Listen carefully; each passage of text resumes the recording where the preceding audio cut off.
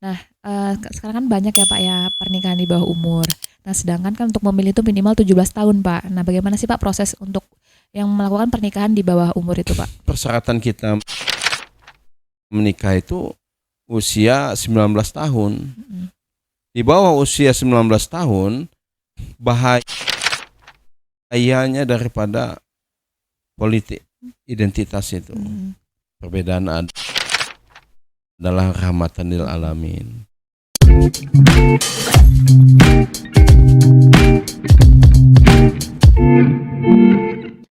Assalamualaikum warahmatullahi wabarakatuh. Waalaikumsalam warahmatullahi.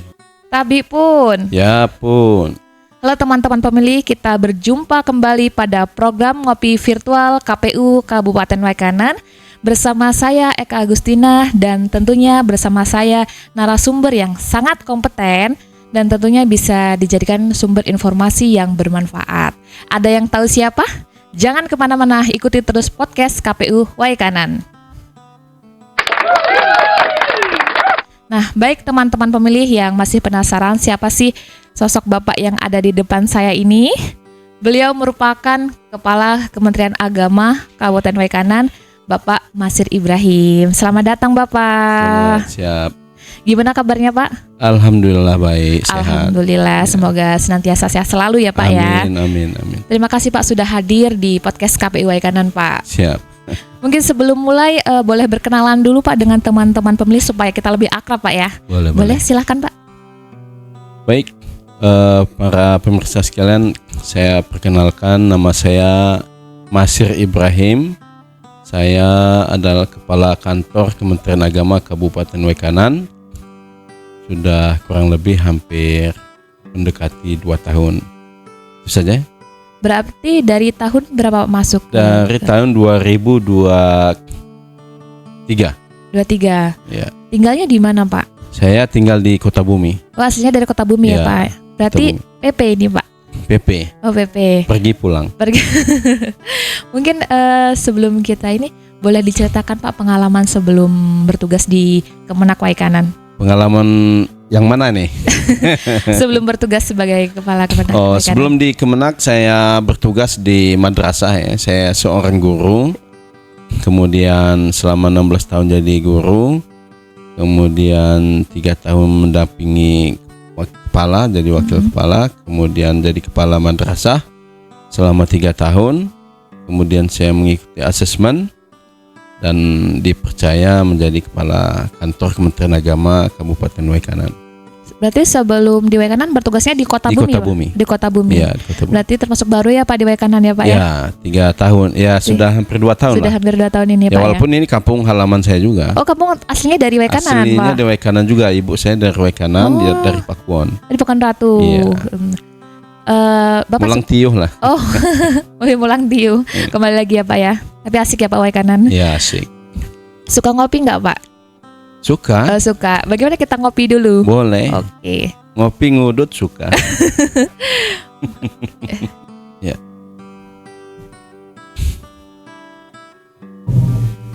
Silakan Pak diminum Oke, kopinya. siap.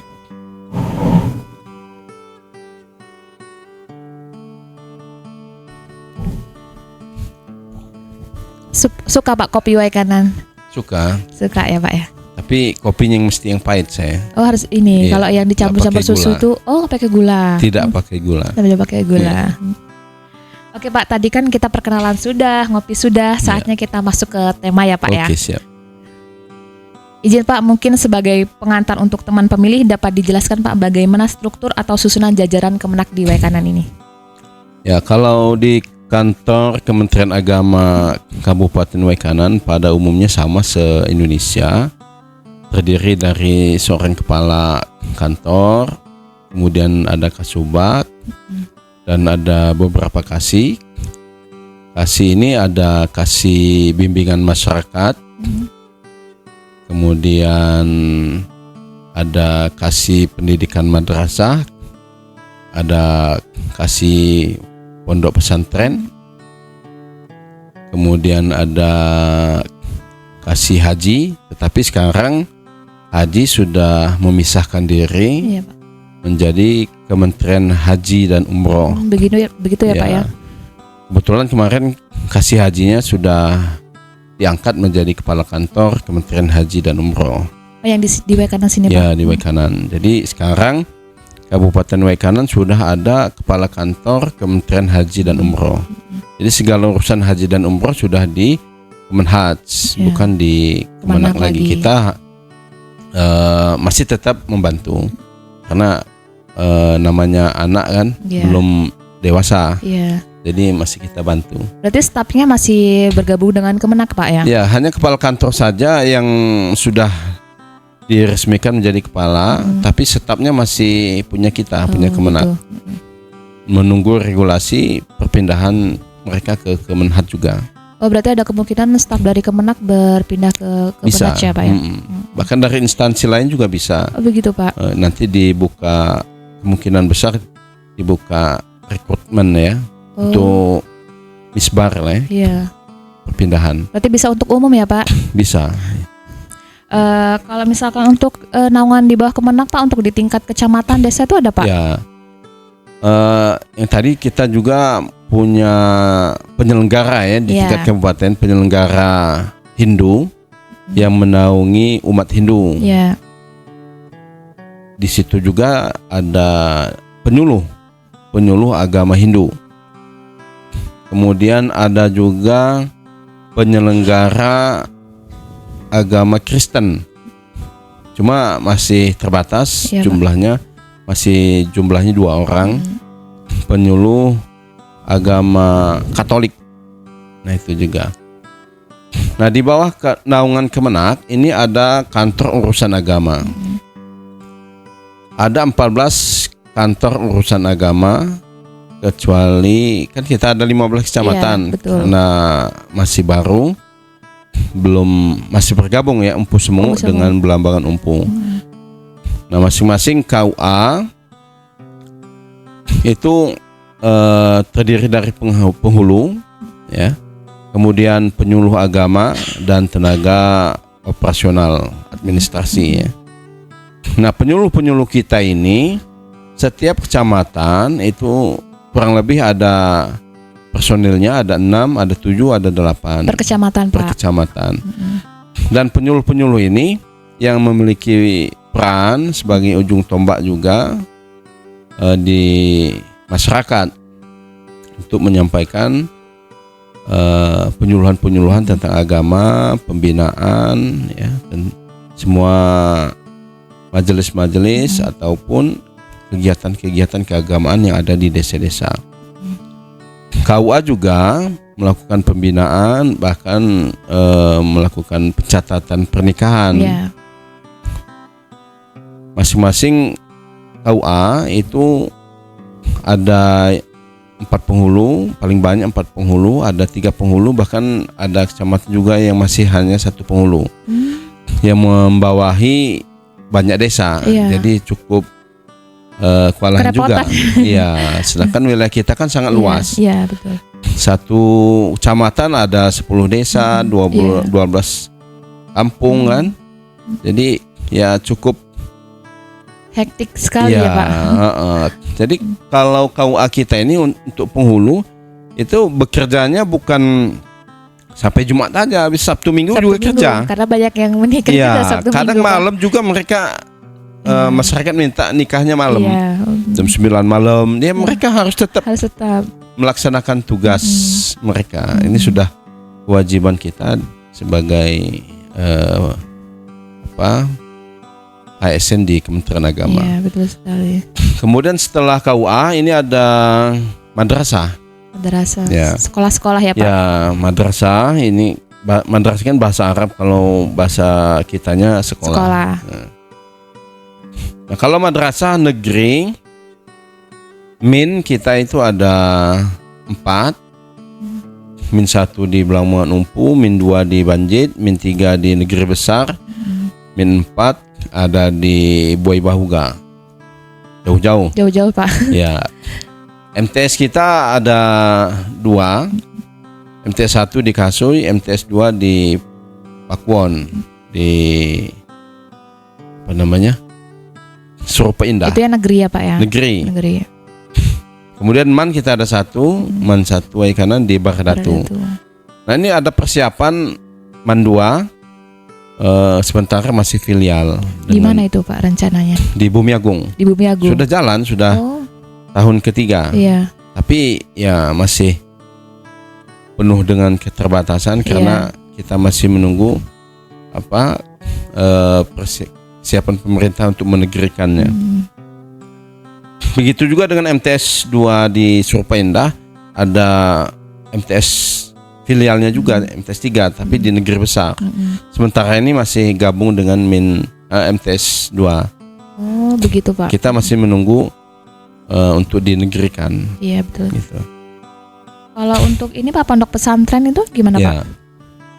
Jadi kalau kita jumlahkan semua keseluruhan madrasah kita, RA itu ada 27, MI itu ada 39, ini campur yang swasta ya. Oh iya. MTS ini 29 dan MA nya 19. Untuk pondok pesantren cukup banyak juga, kita se-Kabupaten Waikanan ini ada 85. Banyak sekali Pak ya. Pondok pesantren, banyak sekali. Kemudian ormas binaan kita.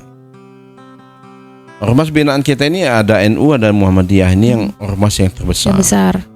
Ya, ormas terbesar kita. Kebetulan juga ketua NU kita itu adalah ASN Kemenak. Oh, begitu Pak. Ya. Kemudian ketua Muhammadiyah juga ASN Kemenak juga. Masya Allah, luar biasa sekali Pak. Ya.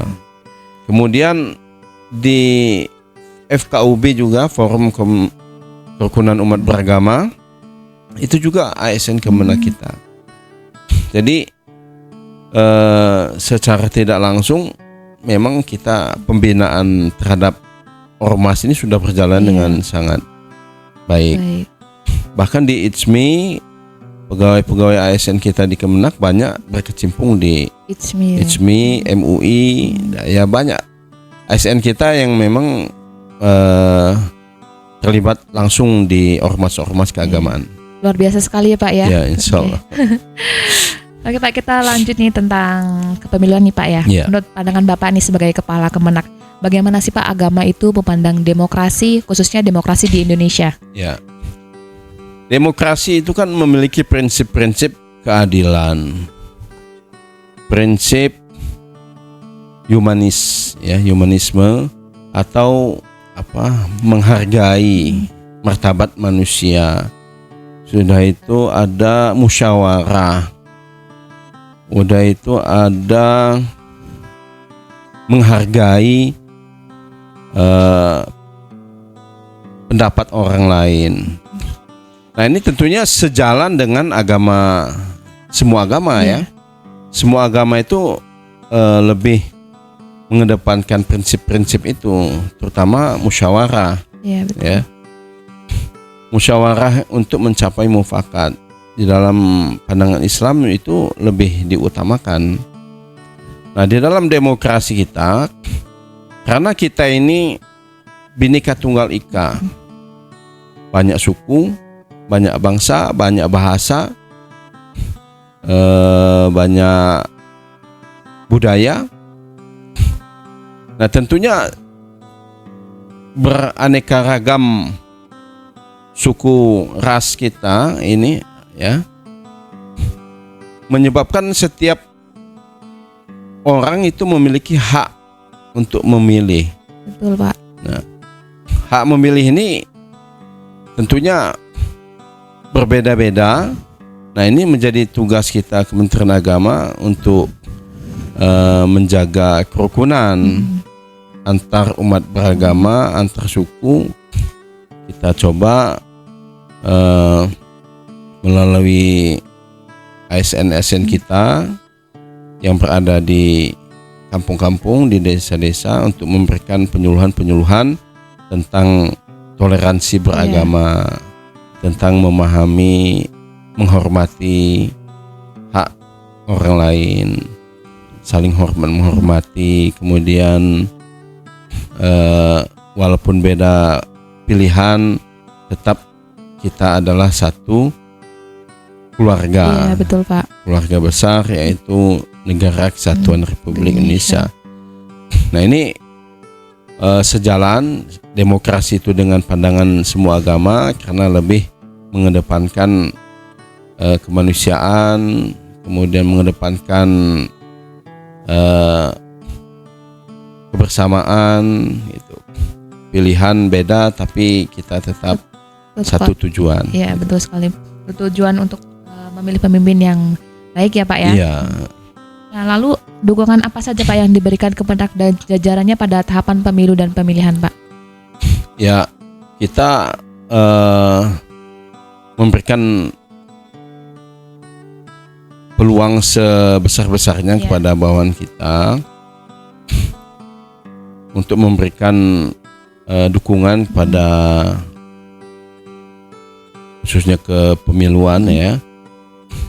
Banyak juga ASN kita ini terlibat langsung dalam pemiluan, misalnya menjadi ketua KPPS ya. Kemudian pengawas pemilu ya. Bahkan ada yang coba mungkin jadi anggota PPK mungkin ya. Nah, kita memberikan kesempatan pada ASN kita untuk berpartisipasi penuh. Kemudian kita juga menghimbau kepada seluruh ASN kita untuk tetap netral. Kita ASN ini harus netral, harus berada di tengah, nggak boleh memihak sana, memihak sini. Walaupun kita memiliki pilihan, tapi kita tidak boleh berkampanye. Iya, betul Pak. Nah, ini yang kita himbau kepada seluruh ASN kita, karena ASN kita juga memang berada di ormas-ormas, jadi kita lebih enak untuk menyampaikan pesan-pesan ini ke anggota ormasnya masing-masing, supaya kita tetap mendukung sepenuhnya apapun yang menjadi agenda nasional dalam kepemiluan. Kita tetap memilih, tetapi tetap harus netral, menjaga netralitas. Iya, betul sekali. Berarti secara tidak langsung banyak sekali ya Pak dari ASN Kemendak ini menjadi penyelenggara pemilu Pak ya. Iya, luar biasa. Nah, kalau untuk sosialisasi di lingkungan Kemendak sendiri pernah dilakukan nggak Pak? Atau ke madrasah seperti itu? Ya, kalau kita kan di sela-sela kegiatan, kalau di madrasah kita itu anak-anak aja sudah kita ajarkan demokrasi. Iya, betul. Di beberapa madrasah kita itu melaksanakan pemilihan ketua OSIS, itu kita pemilu. Betul sekali ya Pak. Pemilihan umum. Nah, di situ kita ajarkan bagaimana berkampanye. Kita ajarkan bagaimana membuat kertas suara, membuat bilik suara. Kemudian bagaimana proses pencoblosan. Kita buat seperti suasana pemilu. Iya Pak. Di mana kotak suaranya, di mana tempat tintanya, di mana saksinya, di mana kita buat sedemikian rupa. Nah, itu adalah upaya-upaya kita supaya anak-anak ini yang belum memilih punya gambaran setelah umur 17 tahun mereka apa yang ada di madrasah sudah diajarkan. Iya, betul. Ketika dia ada di masyarakat, ini katanya milih betulan. Iya, betul. Milih wakil-wakil mereka. Nah, ini walaupun kita tidak menyampaikan secara langsung pada waktu-waktu pemilu, tapi tiap tahun kita langsung praktek. Praktek. Luar biasa. Kita sampaikan kepada murid-murid kita bahwasanya kita belajar berdemokrasi. Gitu. Ya. Ini sudah kita laksanakan. Jadi bisa melek demokrasi ya Pak, awam-awam banget ya Pak. Mungkin bukan hanya di Kemendak Waikanan, tapi di seluruh sekolah Provinsi Lampung, madrasah kita sudah mempraktikkan itu. Bahkan dari SMP pun ada juga yang sudah SMP juga MTS, yang punya pengurus OSISnya MTS dan MA. Kalau MIN belum, masih ditunjuk sama wali kelasnya atau pembinanya. Iya Pak, benar sekali. Nah, dalam pemilu dan pemilihan itu kan ada namanya proses pemutaran data pemilih, Pak. Nah, seringkali kan ada perubahan status nih karena perceraian, karena pernikahan. Nah, apa sih Pak bentuk kerjasama yang bisa dilakukan Kemenak untuk membantu memastikan data pemilih masyarakat itu tetap akurat? Ya kalau mengenai data pemilih kan ini kewenangan daripada statistik ya, BPS. Mungkin KPU juga mengambil datanya dari BPS ya. Dari Disdukcapil. Oh, dari Disdukcapil. Yang Disdukcapilnya mengambil dari BPS. Atau langsung dari Disdukcapilnya ya? Langsung dari Disdukcapil, Pak. Iya. Ya paling kita berkoordinasi dengan panitia yang melakukan pencatatan itu. Apa namanya? Pantarlih ya? Iya. Pantarlih. Melakukan koordinasi mengenai daftar pemilih kita, khususnya yang ada di bawah naungan Kementerian Agama, bahwa kita menyampaikan data-data yang sudah meninggal ataupun anak-anak yang sudah mulai berusia 17 tahun itu kan sudah mulai memilih. Iya, Pak. Nah, ini kita sampaikan ke anak-anak untuk lapor kepada RT-nya. Tentunya nanti kan RT-nya punya data, basic data. Ketika Pantarlih ini bertanya, itu sudah memiliki data. Itu paling nggak bisa lebih banyak sih peran kita di situ, karena terkait dengan data ya Disdukcapil yang punya kuasa. Nah, sekarang kan banyak ya Pak ya pernikahan di bawah umur. Nah, sedangkan kan untuk memilih itu minimal 17 tahun Pak. Nah, bagaimana sih Pak proses untuk yang melakukan pernikahan di bawah umur itu Pak? Ya, biasanya kalau yang melakukan pernikahan di bawah umur itu biasanya itu ya karena ada accident ya. Iya. Ada accident, mau tidak mau harus dinikahkan. Nah, itu ada proses. Kita nggak bisa karena persyaratan kita menikah itu usia 19 tahun. Di bawah usia 19 tahun itu harus mendapatkan dispensasi dari pengadilan agama. Nah, dispensasi itu keluar dikarenakan ada rukhsah.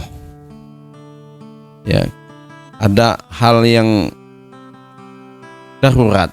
Iya. Ya, mau tidak mau harus dinikahkan daripada nanti timbul dampak sosial yang tidak kita inginkan. Jadi prosesnya harus melalui dispensasi pengadilan agama, disidang dulu, ditelusuri dulu latar belakang, kemudian baru bisa dikeluarkan dispensasi dari pengadilan agama. Nah, setelah keluar dispensasi baru bisa dinikahkan. Yeah. Dapat buku nikah tercatat di KUA, menikah, baru mereka bisa punya hak untuk memilih. Oh, berarti langsung dapat buku nikah Pak ya? Iya. Meskipun di bawah 17 tahun. Iya. Karena sudah dapat dispensasi dari pengadilan agama, kemudian daftar ke KUA, dilengkapi persyaratan pernikahannya. Setelah daftar, dijadwalkan pernikahannya kapan. Langsung selesai nikah, langsung dapat buku. Begitu ya Pak ya? Iya. Kemudian ini Pak, kampanye di tempat ibadah kan jelas dilarang Pak. Iya. Pernah ada nggak sih Pak kejadian kampanye di tempat ibadah yang terselubungi atau secara diam-diam? Ya kalau terang-terangan tidak ya. Kalau diam-diam mungkin. Tapi ini yang sudah kita himbau ke penyuluh-penyuluh agama kita, seluruh ASN kita, untuk ikut memperhatikan wilayah sekitar kita. Bila mana terdapat calon-calon ini melakukan kampanye di tempat-tempat ibadah, ya kita laporkan ke Panwas, koordinasi dengan KPU, koordinasi dengan Panwas untuk menginformasikan itu. Karena kan dilarang, nggak boleh tempat-tempat ibadah, tempat pendidikan ini nggak boleh. Itu sudah kita tekankan ke ASN kita. Berarti secara tidak langsung saat tahapan penyuluh agama pun ikut terjun langsung, Pak? Iya. Oke. Ini kan sekarang ini, Pak, masyarakat sering terpengaruh nih, Pak, isu-isu politik identitas yang mengatasnamakan agama. Nah, menurut Bapak bagaimana sih, Pak, cara memberikan edukasi yang baik kepada masyarakat agar tidak mudah terpecah belah? Ya, identitas agama ini sangat riskan sekali yang bisa memecah belah masyarakat. Ini yang mesti kita pahamkan kepada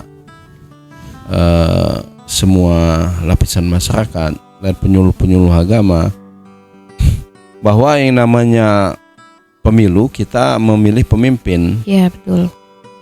Bukan untuk merusak, bercerai-berai. Ketika kita sudah punya pilihan, ya hak kita masing-masing. Menang kalah ya biasa.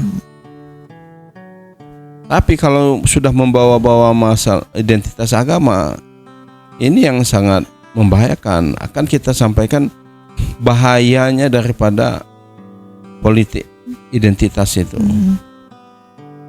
Khususnya lagi membawa-bawa agama.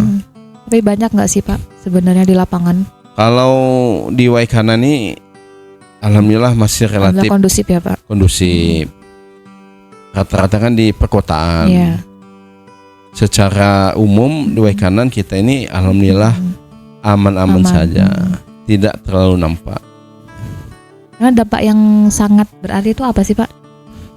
Yang jelas, ketika terjadi konflik, itu kan timbul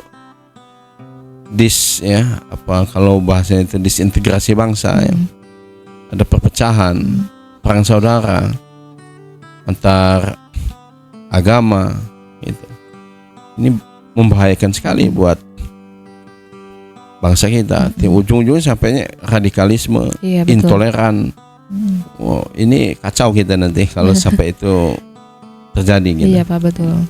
Bisa terjadi peperangan, Pak, ya. Perang saudara kita. Iya, benar.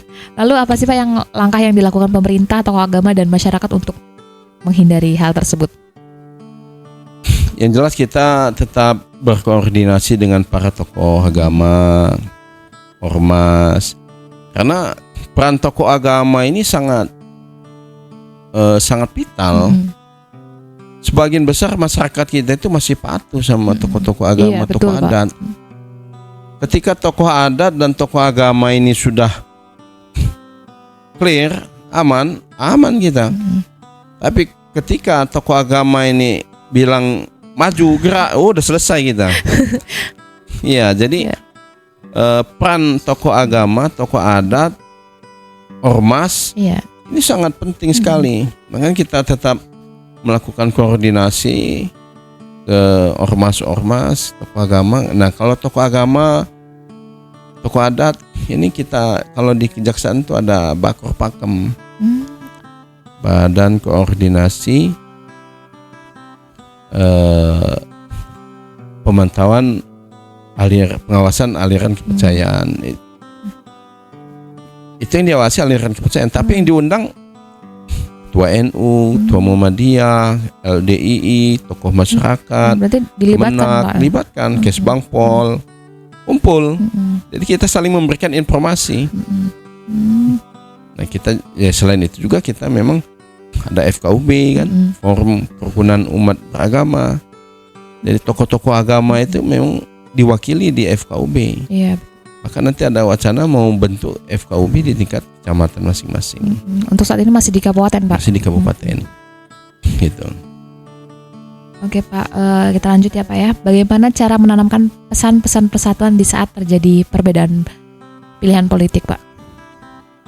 Memang kalau masih dalam perbedaan kan masih hal wajar. Perbedaan adalah rahmatan lil alamin. Orang kita aja suami istri beda, Bu. Iya. Iya, beda jenis kelamin, beda pikiran, beda sifat. Ya, semua beda.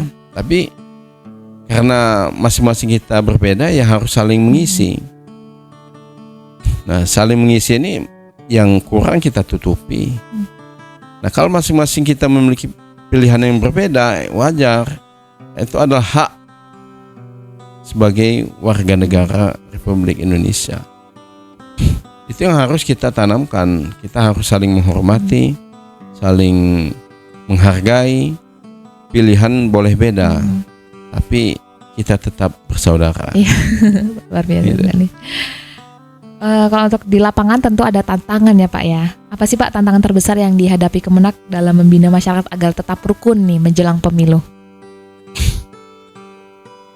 Ya sebenarnya secara umum di Kabupaten Waikanan ini paling masalah pada umumnya kan yang mencalonkan sebagai pimpinan daerah itu memang nggak jauh-jauh dari orang Waikanan itulah. Iya. Jadi yang paling sulit itu adalah menjaga keharmonisan antar saudara, karena masih terkait antara bupati ini dengan calon bupati ini. Kalau ditelusuri ya masih saudara, masih tetangga, masih. Nah ini yang ujungnya dikhawatirkan kalau salah tidak saling ada pengertian sesama saudara bisa ribut. Benar sekali. Yang jadi bupati siapa, mereka yang ribut. Padahal bupati kalau kumpul ya ngopi-ngopi biasa aja. Nyantai Pak. Nyantai aja. Cuma yang di bawah ini sudah terlalu berlebihan. Nah itu. Tapi insya Allah di Waikanan aman. Insya Allah kondusif ya Pak kondusif. Ya. Luar biasa Pak. Terakhir nih Pak, mohon saran dan harapannya nih Pak untuk Waikanan supaya penyelenggaraan pemilu ke depannya lebih baik.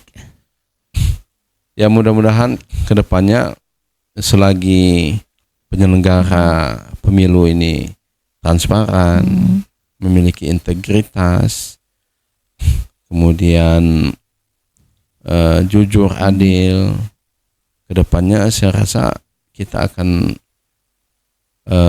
memiliki hasil yang baik. Untuk itu saya mengharapkan kepada seluruh pihak, khususnya penyelenggara pemilu, ya harus tetap mempertahankan integritas, kemudian transparan, sehingga masyarakat bisa lebih percaya lagi kepada penyelenggara pemilu gitu. Cukup ya Pak ya. Cukup. Oke. Diucapkan terima kasih banyak ya Pak atas Sama-sama. materi yang diberikan kepada teman-teman pemilih. Semoga apa yang disampaikan oleh Bapak Masir Ibrahim ini membawa informasi yang bermanfaat kepada teman-teman pemilih. Amin. Makasih banyak ya Pak ya. Sama-sama, makasih. Baik teman-teman pemilih, sekian podcast episode kali ini. Jangan lupa untuk terus ikuti podcast KPU Waikanan di YouTube KPU Waikanan. Saya akhiri, wassalamualaikum warahmatullahi wabarakatuh. Waalaikumsalam warahmatullahi wabarakatuh. KPU Waikanan. Jos, gini Pak. Dadah.